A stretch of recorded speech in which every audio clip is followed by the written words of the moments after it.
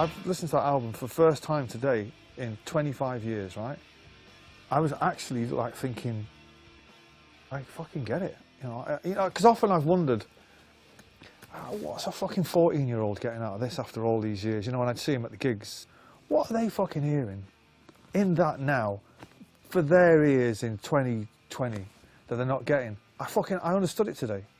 You know, the words, the melodies. Liam's voice is fucking on another level on that record. Because there's nothing around today that's even remotely fucking comes near to it. Another sunny afternoon, walking to the sound of my favorite tune. Tomorrow never knows what it doesn't know too soon. New? Which one were you? Were you the drummer? How you doing? You good? Very good, mate. Yeah, you? I'm all right. It's been a while, 25 years, I believe. Yeah. Did you still work it then? Yeah, 27 years now. No way. 25 years since we were in here making that record. It's just, I can't believe that's how long ago it was. Changed a lot of people's lives. Obviously, that record means so much to so many people. And to still get to work in the room where it was done, it's the record that I get asked about the most. It's the one that people want to talk about, or it means more than any other record to them. And it's, you know, that whole period in time, that whole 90s thing, and that record just sums up that whole era and what music and bands were about, and it just changed people's lives.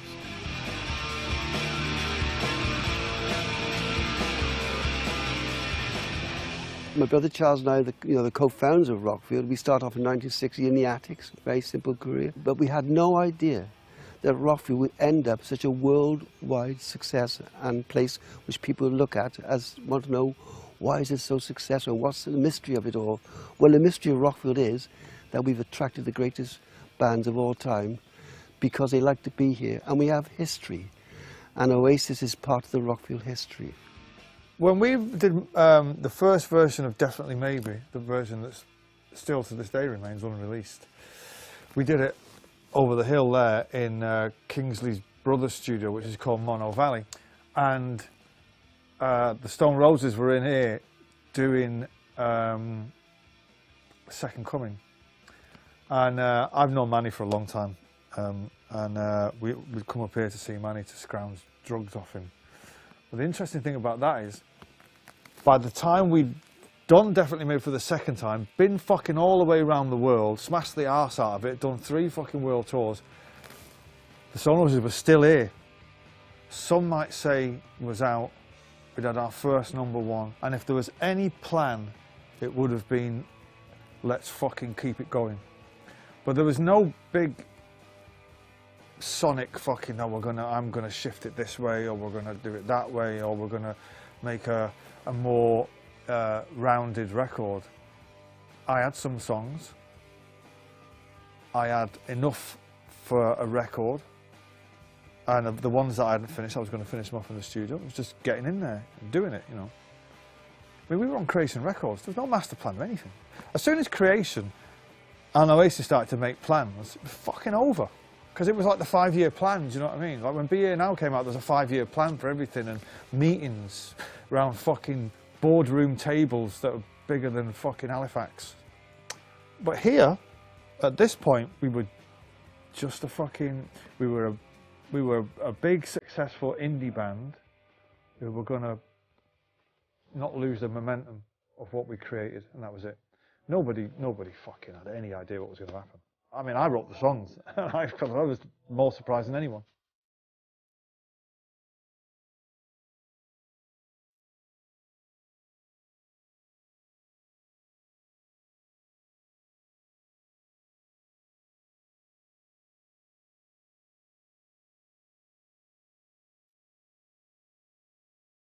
That's the wall that I sat on that day. Yeah, like they fucking, set you up there. a fucking idiot playing Wonderwall. See, I always thought there was a field there. Did there used to be sheep in there? Yeah. Yeah, I remember a lot of sheep were watching me do Wonderwall. Don't know who was more freaked out, me or them. And I was like, I remember it. What time of the year was it we were here? Was it like April, May? April, May. Yeah. And it was fucking freezing. And I remember saying to Owen, I've got this song called Wonderwall. I want to record it on a wall. Yeah. there was step ladders, big fucking microphone stand. I remember Kingsley's face when 20 grams of microphones up there on the wall, the wind going. Kingsley was. And he come walking up. What are you fucking doing? He's still outside waiting. It's not going to rain, is it, Nick? Yeah. Oh yeah, and I remember it just being really cold and saying into the mic to Owen, I think this is a shit idea. And he was like, no, it sounds fucking great. I was like, fuck that. But even that made it, that's on the very start of the album. Very start of the album. Because you can hear birds singing. Yeah. You were sat up the there. glamour.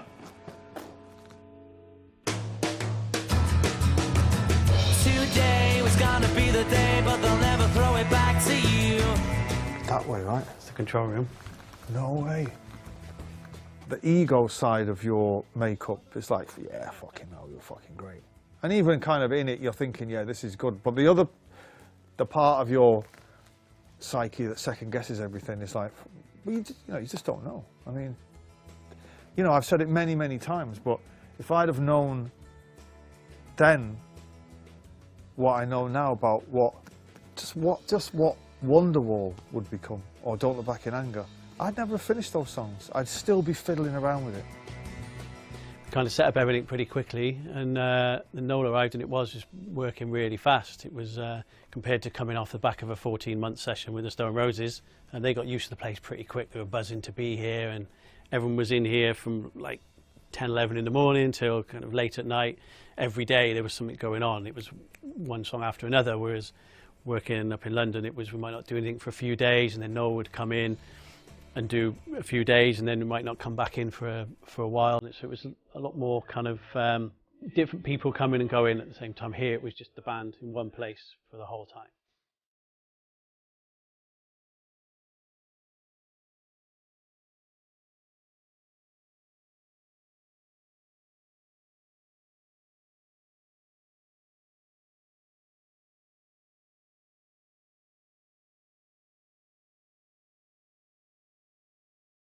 No way, is this it? Fuck, is that the same desk? No, different. It's a Neve, but we had a different Neve in there. But everything else pretty much the same. That's not the same couch. That can't be the same Probably couch. had to replace it after you, I think.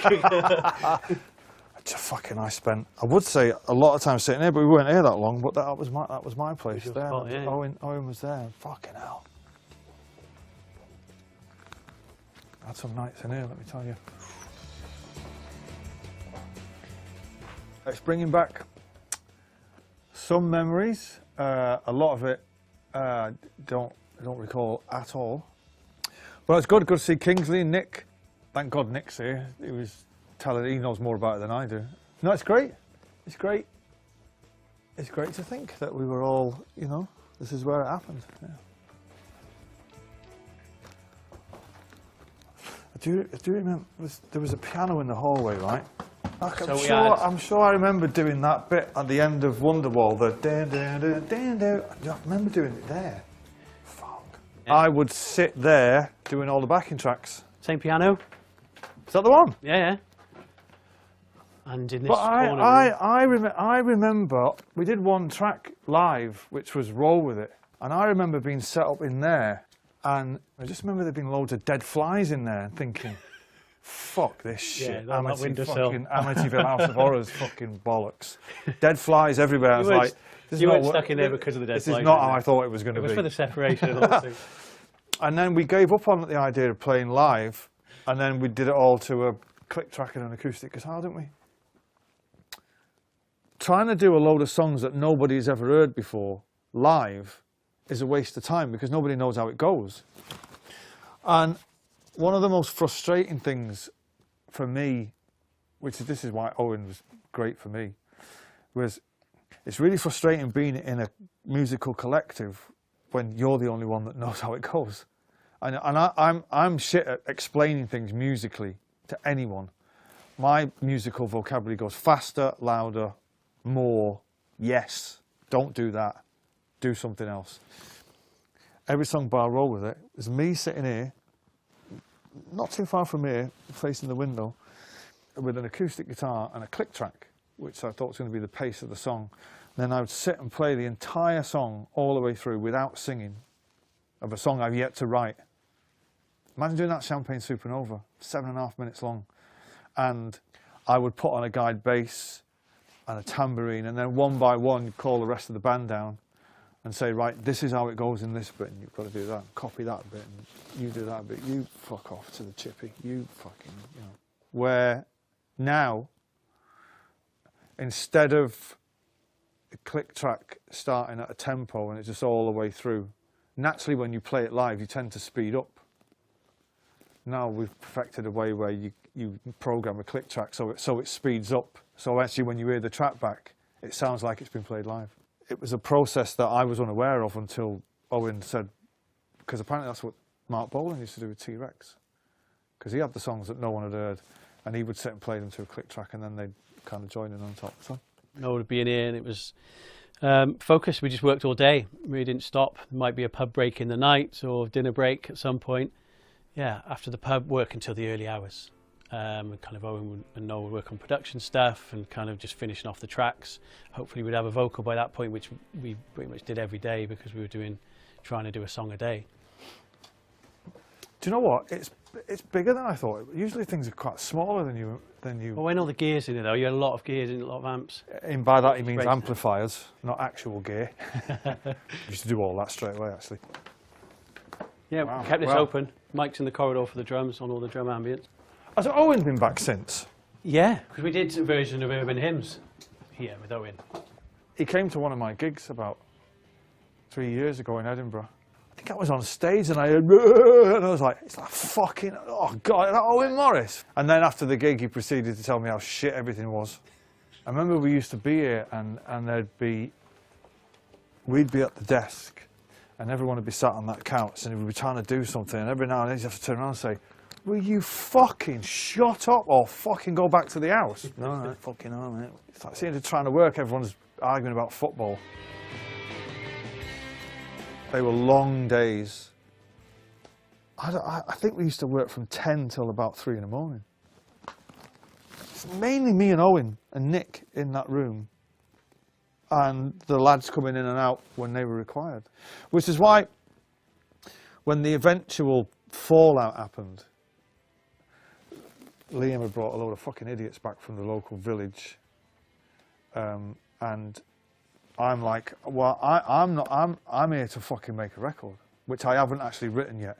So if you want to do that kind of fucking shit, do it somewhere else. Don't do it here.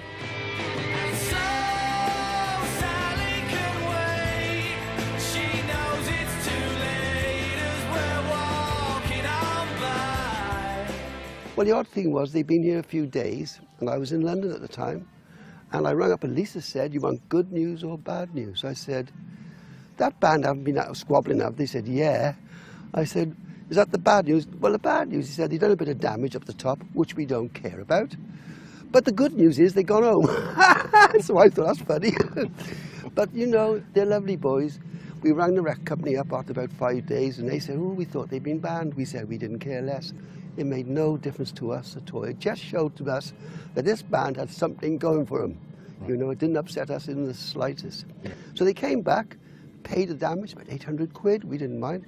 They apologised. And do you know what? They went to that studio and did one of the greatest records in the world afterwards. How's that? When we agreed to do this, I was saying to Marcus, give us a bit of the backstory. And he said, you're booked in for 6 weeks and you finished it in 3. On one of those weeks you had off because you'd had a massive fight. Yeah. And we worked out, I think it was 12 working days.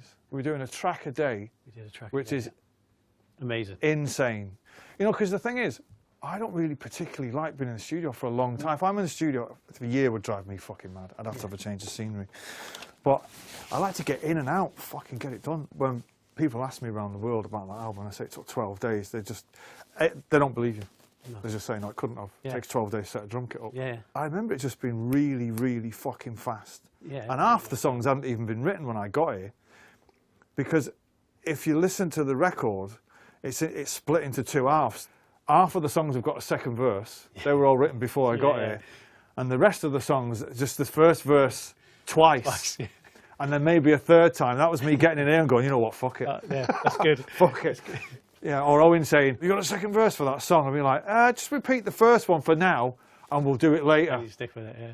And then when he got to it, it's like, does it need a second verse? I was like, I don't think so. And everyone always goes on to me about the sound. What the fucking sound of that record? And I'm like, I can assure you that going in there, nobody had an idea of what they were doing. It was just because nobody had heard the songs because we didn't do any demos.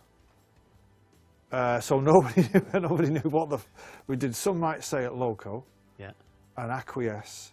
Yeah. I think we might have jammed roll with it in a sound check somewhere. The rest of it, nobody'd ever heard before. No, Alan went and did a drum take. You'd only heard the song. I think you played it. Well, yeah, we had a fucking new drummer whose first thing was coming in here. Not only had he not heard the songs, I don't even think he'd met half the fucking band. When you think about it now, right, it's a mad way to make fucking one of the biggest albums of all time. Bound with all the weight of all the words he tried to say, chained to all the places that